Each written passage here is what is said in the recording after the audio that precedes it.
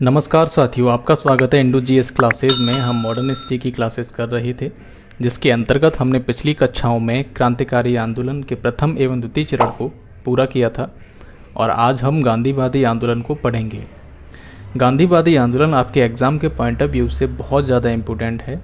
इस टॉपिक के अंतर्गत हम गांधी का आरंभिक परिचय, उनका जन्म, उनकी शिक्षा, माता पिता का नाम एवं गांधी जी का दक्षिण अफ्रीका गमन और साथ ही उनकी भारत वापसी, चंपारण सत्याग्रह क्या था, क्यों हुआ था, इसके बारे में जानेंगे हम। अहमदाबाद मिल विवाद क्या है, खेड़ा सत्याग्रह क्या है, रॉलेट एक्ट क्या था, इसे काला कानून क्यों कहा गया था, क्यों इसके लिए रॉलेट सत्याग्रह की शुरुआत की गई थी और इसी क्रम में जलियांवाला बाग हत्याकांड क्यों होता है, जिसमें हजारों निर्दोषों को जनरल डायर द्वारा मारा जाता है, उन पर गोलियां चलाई जाती हैं। इन सब के बारे में हम डिटेल चर्चा करेंगे इस वीडियो में, तो बने रहिए मेरे साथ। मेरा नाम है सचिन और आप देख रहे हैं इंडो जीएस क्लासेस। तो चलिए समझते हैं इस टॉपिक को। सबसे पहले हम जान लेते हैं महात्मा गांधी का आरंभिक परिचय। तो देखिए, जैसा कि आप सभी को पता है, महात्मा गांधी का जन्म 2 अक्टूबर को हुआ था। इस समय गांधी जयंती भी मनाई जाती है हमारे देश में। तो 2 अक्टूबर 1869 को कहाँ पर हुआ था? पोरबंदर, गुजरात में इनका जन्म होता है।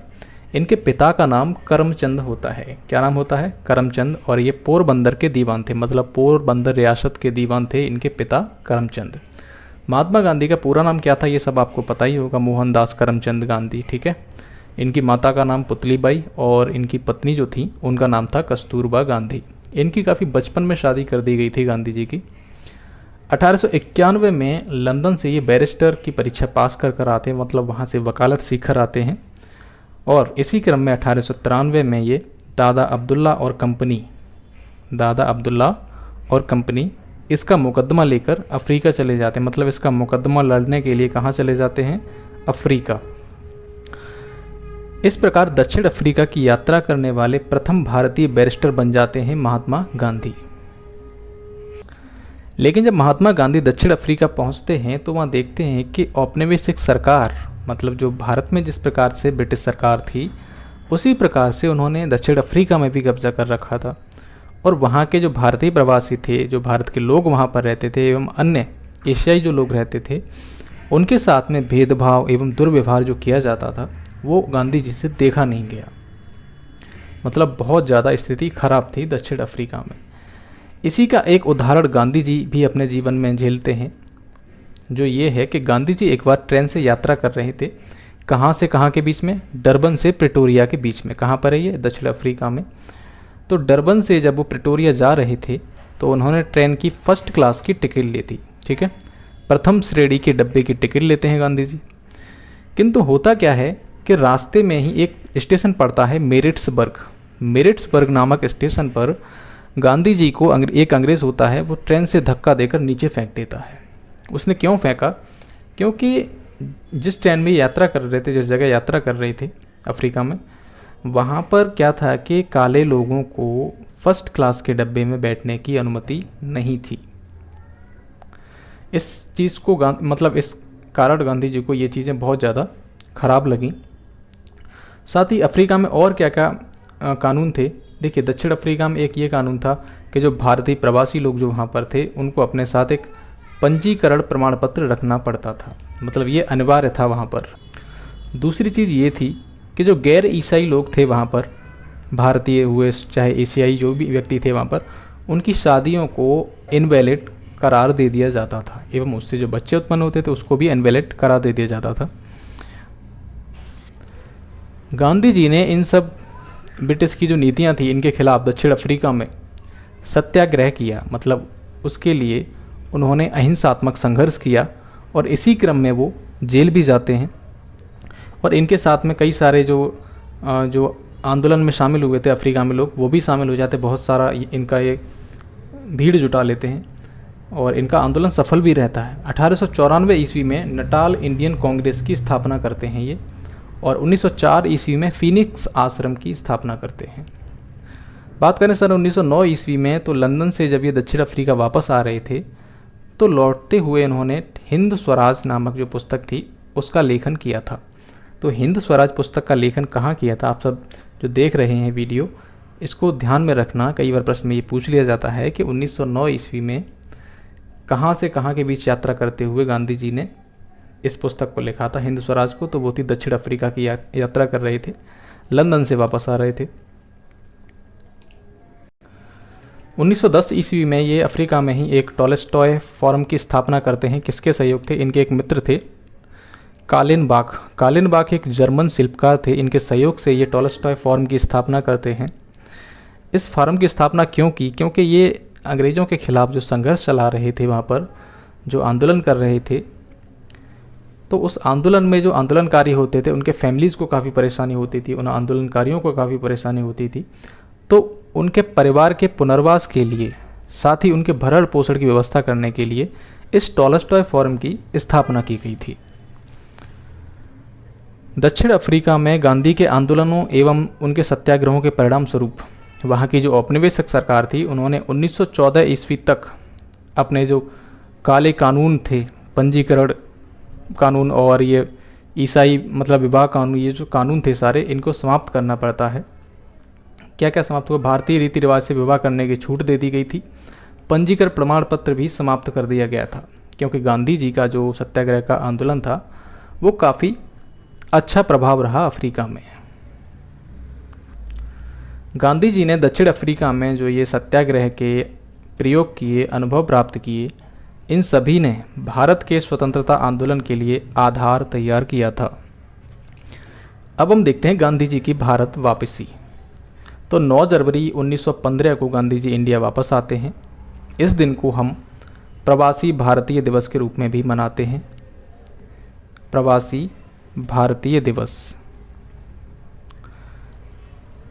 यह पॉइंट आप याद रखना। प्रवासी भारतीय दिवस कब मनाया जाता है? तो 9 जनवरी 1915 को जब गांधी जी वापस आए थे, इसी के उपलक्ष्य में 9 जनवरी को हम प्रवासी भारतीय दिवस मनाते हैं।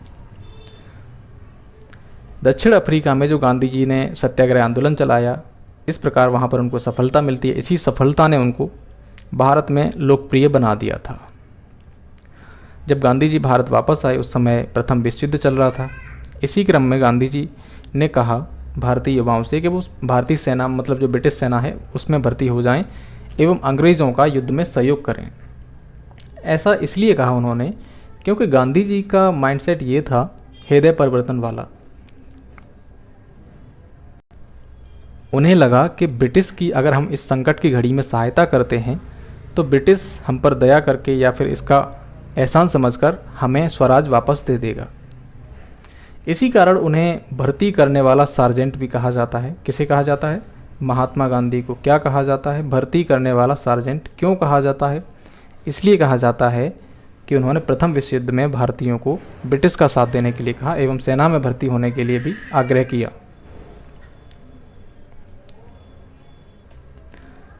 1916 ईस्वी में ये अहमदाबाद के निकट साबरमती आश्रम की स्थापना करते हैं। कहाँ पर करते हैं? अहमदाबाद के निकट। अब हम देखते हैं कि भारत में जब गांधी जी आए तो उस समय परिस्थितियाँ क्या थी यहाँ पर। तो देखिए 1915 ईस्वी में प्रथम विश्व युद्ध चल रहा था। इसी क्रम में भारत से जो थी खाद्यान्न निर्यात बहुत ज़्यादा हो रहा था।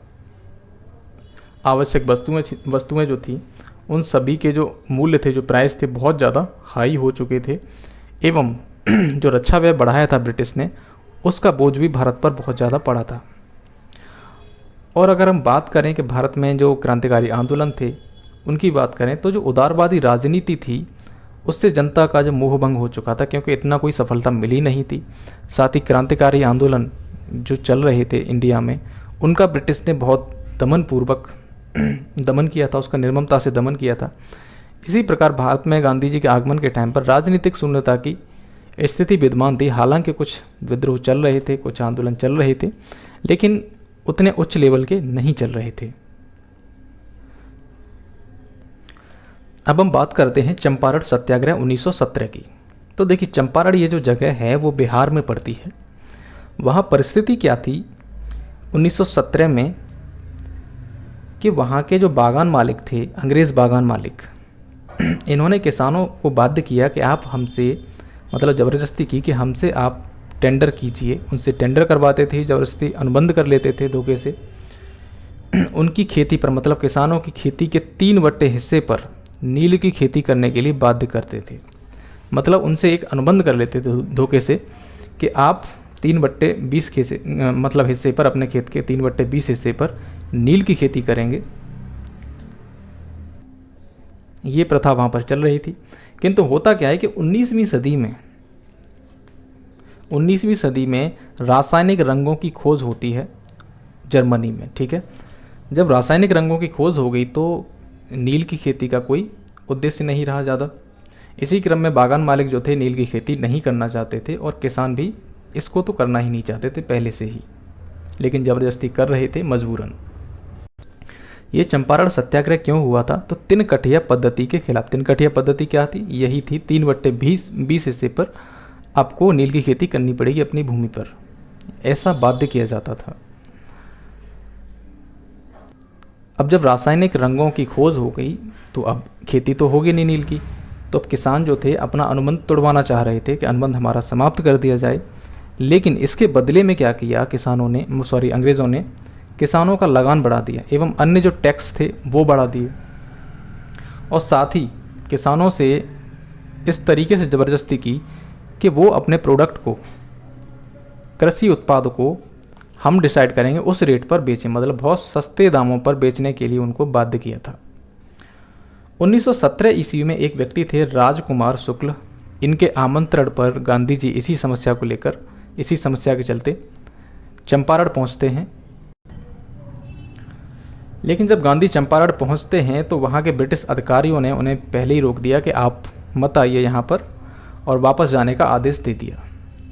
लेकिन गांधी जी नहीं माने। उन्होंने सत्याग्रह एवं अहिंसात्मक प्रतिरोध किया इस बात के लिए कि मुझे चंपारण में जाने दिया जाए। इसी प्रकार जब ये संघर्ष आगे बढ़ता है तो सरकार भी झुक जाती है और उनको गांधी जी को चंपारण के जो अन्य क्षेत्र थे वहाँ पर जाने के लिए स्थानीय प्रशासन को कह देती है कि इनको आगे जाने दिया जाए। इसी क्रम में जो गांधी जी थे उन्होंने इस मामले की जांच शुरू की और इस जांच में किन किन सहयोगियों को साथ में लिया उन्होंने, तो उनमें थे राजेंद्र प्रसाद, JB कृपलानी और नरहरि पारेख, ब्रज किशोर और मजहर उल हक और महादेव देसाई। ये सभी इनके सहयोगी थे। इनके सहयोग से इन्होंने चंपारण में जांच शुरू की, कई सारे किसानों से मिले, उन किसानों की समस्याओं को जाना और उन किसानों के लगभग 800 किसानों के इन्होंने बयान दर्ज किए कि उनकी ये समस्या है। इसके बाद इन्होंने इन समस्याओं को ब्रिटिश सरकार के समक्ष रखा। तो इसके बाद होता क्या है कि एक आयोग का गठन किया जाता है जिसमें महात्मा गांधी को भी सदस्य बनाया गया।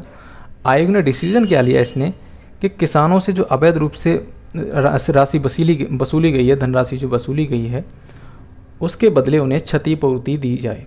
ठीक है, क्या दी जाए? क्षतिपूर्ति। इसी क्रम में होता क्या कि अंग्रेज जो बागान मालिक थे इसके बाद अवैध वसूली का 25% हिस्सा किसानों को लौटाने का फैसला करते हैं। और इस प्रकार हमने देखा कि चंपारण सत्याग्रह भारत में सत्याग्रह का प्रथम सफल प्रयोग था गांधी जी का। ठीक है, अगर आपसे प्रश्न ये पूछा जाता है, क्या पूछा जाता है, एक बार ध्यान दें कि चंपारण भारत में गांधी जी का प्रथम सफल जो सत्याग्रह था वो कौन सा था? तो चंपारण सत्याग्रह था। चंपारण कहाँ पड़ता है? बिहार में। ठीक है, किसके लिए किया गया था? ये तिनकठिया प्रथा के विरोध में चंपारण सत्याग्रह किया गया था। अब हम बात करें अहमदाबाद श्रमिक विवाद 1918 की, तो यहाँ पर क्या था कि प्लेग बोनस को लेकर मजदूरों एवं मिल मालिकों में विवाद छिड़ा हुआ था। यहाँ पर गांधी जी ने मजदूरों को हड़ताल पर जाने तथा 50% के स्थान पर 35% बोनस मांग करने को कहा, किंतु मिल मालिक जो होते हैं वो केवल 20% के लिए एग्री हुए कि हम 20% इनको बोनस देंगे। इसी क्रम में गांधी जी के समर्थन में, गांधी जी के नेतृत्व में वहाँ पर भूख हड़ताल प्रारंभ होती है। इस भूख हड़ताल में जो संघर्ष हुआ था यहाँ पर, इसमें अनुसुईया बेन, इन्होंने गांधी जी का सक्रिय योगदान किया था। ठीक है, किसने किया था? अनुसुईया बेन ने। अगर प्रश्न ये आता है आपसे अनुसुईया बेन किस सत्याग्रह या आंदोलन से संबंधित हैं, तो अहमदाबाद श्रमिक विवाद से। जब भूख हड़ताल हो रही थी तो जो मिल मालिक थे उनको झुकना पड़ा और उन्होंने क्या किया, इस मामले को ट्रिब्यूनल में सौंप दिया उनकी, और जो हड़ताल कर रहे थे उन सभी की मांग को मान लिया गया और इस ट्रिब्यूनल ने 35% 35% बोनस मजदूरों को भुगतान करने का फैसला सुनाया और हड़ताल खत्म हो जाती है। गांधी जी की भारत में दूसरी प्रमुख जीत थी। पहली कौन सी थी? चंपारण सत्याग्रह। आपको याद होगा तिनकठिया प्रथा, चंपारण सत्याग्रह। ठीक है, आप रिलेट भी करते हुए चलें, ये नहीं कि ये टॉपिक पढ़ लिया पिछला भूल गए। ठीक है, उसको भी याद करते हुए चलें। इसी दौरान होता क्या है कि Gandhi ji Ahmedabad textile labour association की स्थापना करते हैं। कौन करते हैं? महात्मा गांधी। अब हम समझते हैं खेड़ा सत्याग्रह को। तो दरअसल खेड़ा सत्याग्रह 1917-18 के बीच में होता है। कारण क्या था कि गुजरात में एक जगह पड़ती है खेड़ा जिला। खेड़ा में क्या था कि बहुत भीषण अकाल पड़ता है। अब अकाल पड़ा है तो लोगों के पास खाने तक के लिए अनाज नहीं है, किंतु सरकार जो होती है, ब्रिटिश सरकार, वो किसानों से लगान वसूलना जारी रखती है। उस समय की जो राजस्व संहिता थी उसका एक नियम था कि यदि फसल उत्पादन कुल उत्पादन के 1/4 से कम हुआ है, कितना? अगर टोटल फसल उत्पादन जो हुआ है इस वर्ष कुल उत्पादन के 1/4 से कम हुआ है तो किसानों को पूरी तरह से लगान मुक्त कर दिया जाएगा, मतलब उस साल लगान नहीं वसूला जाएगा। किंतु ब्रिटिश सरकार के जो अधिकारी होते हैं वो ऐसा नहीं करते। किसानों ने आग्रह किया अंग्रेज़ों से कि हमारा लगान माफ़ कर दें, लेकिन अंग्रेज़ नहीं माने। फलस्वरूप गांधी जी ने इंदुलाल याग्निक और महादेव देसाई, नरहरि पारिक, मोहनलाल पांडे और वल्लभ भाई पटेल, देखिए वल्लभ भाई पटेल भी इस आंदोलन में महात्मा गांधी के साथ में थे, उन्होंने इस आंदोलन में संघर्ष किया। ठीक है, तो इन लोगों के साथ मिलकर उन्होंने संघर्ष किया था, सत्याग्रह किया। गांधी ने किसानों को यहाँ पर लगान न अदा करने की शपथ दिलाई थी, मतलब उन्होंने किसानों को किसकी शपथ दिलाई? लगान न अदा करें। साथ ही अंग्रेज़ों के जो शोषणकारी कानून हैं उनके विरुद्ध सत्याग्रह करने के लिए प्रोत्साहित किया किसानों को। अंततः होता क्या है कि सरकार को किसानों की जो मांग है वो माननी पड़ती है और लगान केवल समर्थ किसानों से वसूला जाएगा, ऐसा आदेश दिया था। मतलब जो समर्थ हैं किसान लगान देने के लिए, केवल उन्हीं से लगान वसूला जाएगा, अन्य किसी किसान से नहीं वसूला जाएगा। अब हम देखते हैं रॉलेट एक्ट 1919। दरअसल भारत में ब्रिटिश शासन के खिलाफ आपने पिछले टॉपिकों में देखा ही था, कितनी सारी क्रांतिकारी गतिविधियां हो रही थी। कभी किसी पर बम फेंक दिया, किसी अंग्रेज अधिकारी की हत्या कर दी। इस प्रकार जो ब्रिटिश के खिलाफ जो असंतोष था इंडिया में बढ़ता हुआ जा रहा था। इन्हीं सभी गतिविधियों को बढ़ता देख इनसे निपटने के लिए लॉर्ड चैम्सफोर्ड ने सिडनी रॉलेट की अध्यक्षता में, किसकी अध्यक्षता में? सिडनी रॉलेट की अध्यक्षता में एक सेडिशन समिति का गठन किया था। इस समिति को इस बात की जांच करनी थी कि भारत में क्रांतिकारी गतिविधियों के माध्यम से सरकार के विरुद्ध षड्यंत्र करने वाले लोग कहां कहां तक फैले हुए हैं और उनसे निपटने के लिए किस प्रकार के कानूनों की आवश्यकता है। इस संबंध में जो सर सिडनी रॉलेट थे, उनकी समिति ने जो सिफारिशें की उन्हें ही रॉलेट अधिनियम या रॉलेट एक्ट के नाम से जाना जाता है। इस एक्ट में एक विशेष न्यायालय की स्थापना की जाती है जिसमें उच्च न्यायालय के 3 वकील थे। साथ ही जो ये न्यायालय बनाया गया इसके विरुद्ध कहीं भी आप अपील नहीं कर सकते। मतलब आप ये समझिए कि अगर आपके साथ ऐसा हो कि आप अपने जिला न्यायालय से ऊपर ही नहीं जा सकते, आपको बड़ा बेकार लगेगा, ये तो अन्याय है, तानाशाही है। तो इस निर्णय के विरुद्ध कहीं भी अपील नहीं की जा सकती थी। और न्यायालय ने नियम बनाए कि जो प्रांतीय सरकारें हैं वो बिना वारंट के तलाशी, गिरफ्तारी तथा बंदी प्रत्यक्षीकरण के जो अधिकार हैं उन सभी को रद्द करने की शक्तियां दे दी गई थीं। इस कानून के माध्यम से जो ब्रिटिश सरकार थी किसी भी भारतीय को जब चाहे तब बिना मुकदमा चलाए जेल में बंद रख सकती थी। साथ ही इस अधिनियम को जो भारत के लोगों ने क्या कहा कि बिना वकील, बिना अपील तथा बिना दलील वाला कानून। तो किस एक्ट को कहा गया था बिना वकील, बिना अपील, बिना दलील वाला कानून? Rowlatt act 1919। इस प्रकार के प्रश्न आपसे पूछे जाते हैं एग्जाम्स में। रॉलेट सत्याग्रह, इसी के विरोध में रॉलेट सत्याग्रह होता है। तो फरवरी 1919 में गांधी जी ने रॉलेट एक्ट के विरोध में देशव्यापी आंदोलन चलाने का आह्वान किया था। इस एक्ट के संदर्भ में गांधी जी कहते हैं कि यह कानून बिल्कुल अनुचित, स्वतंत्रता विरोधी तथा व्यक्ति के मूल अधिकारों की हत्या करने वाला है। इस सत्याग्रह के अंतर्गत, मतलब रॉलेट सत्याग्रह के विरोध में जो गांधी जी प्रदर्शन कर रहे थे, उसके लिए उन्होंने सत्याग्रह सभा की स्थापना की, जिसकी अध्यक्षता स्वयं गांधी ने की थी। इस सत्याग्रह सभा के अन्य सदस्यों की बात करें तो उनमें जमुनालाल बजाज, शंकरलाल बैंकर एवं उमर सोमानी तथा बीजी हनीमान थे। ठीक है, इसके अन्य सदस्यों को भी याद रखना आप, जिसमें जमुनालाल बजाज काफ़ी महत्वपूर्ण हैं और इसके अध्यक्ष कौन थे? स्वयं महात्मा गांधी। इसके बाद जो आंदोलन की, देशव्यापी आंदोलन की जो घोषणा की थी गांधी ने रॉलेट एक्ट के खिलाफ, उसके लिए एक डेट डिसाइड की जाती है। 6 अप्रैल 1919 को यह आंदोलन प्रारंभ होना था, किंतु तारीख की गलतफहमी हो गई, लोगों के बीच में काफ़ी गलतफहमियाँ फैल गईं कि ये 6 को होगा या 7 को होगा। इस कारण से इस आंदोलन के प्रारंभ होने से पहले ही इसने अपना हिंसक स्वरूप धारण कर लिया था। इसी क्रम में कोलकाता, मुंबई, दिल्ली, अहमदाबाद, इन स्थानों पर बहुत बड़े पैमाने पर हिंसा होती है। गांधी जी स्वामी श्रद्धानंद एवं डॉक्टर सत्यपाल के निमंत्रण पर पंजाब की तरफ जा रहे थे, क्योंकि पंजाब में भी स्थितियां कंट्रोल में नहीं थीं और वहां पर भी अत्याचार हो रहे थे लोगों के खिलाफ, लोगों के साथ में। किंतु 9 अप्रैल 1919 को, डेट क्या है, 9 अप्रैल 1919 को हरियाणा के पास में एक जगह पड़ती है पलवल, वहां पर गांधी जी को गिरफ्तार कर लिया जाता है। अगर हम इस आंदोलन की बात करें तो यह आंदोलन अपने उद्देश्यों में असफल रहा था। क्यों रहा?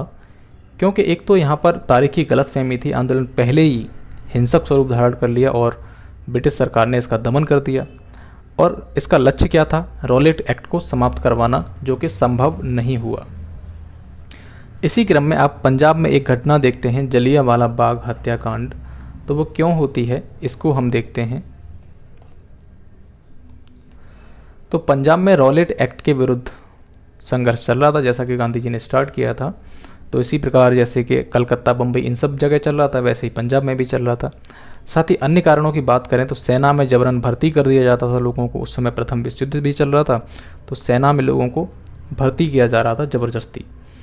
और इसी विश्व युद्ध के चलते भारत में एवं विश्व में भी आर्थिक मंदी थी। इस कारण लोगों की परेशानियाँ बहुत बढ़ी और जन आक्रोश बढ़ गया, और रॉलेट सत्याग्रह के रूप में विरोध प्रदर्शन चल रहे थे जो देश में, उसी के क्रम में ये सारे कारण भी शामिल हो जाते हैं। प्रारंभ में जो विरोध था वो अहिंसक था, मतलब हिंसा के तत्व इसमें शामिल नहीं थे।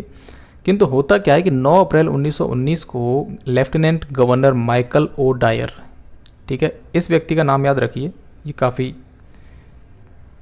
खराब व्यक्ति है।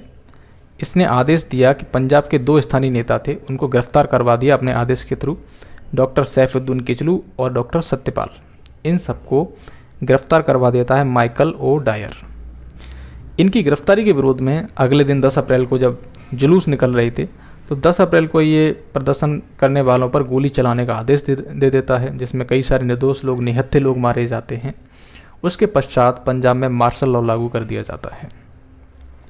इन सब घटनाओं के चलते, इन सब जो 10 अप्रैल को जो हत्याएं की गई थी ब्रिटिश सरकार के द्वारा, लोगों पर गोलियां चलाई गई थी, 13 अप्रैल 1919 को वैसाखी का दिन था और अमृतसर में एक जगह पड़ती है जलियांवाला बाग।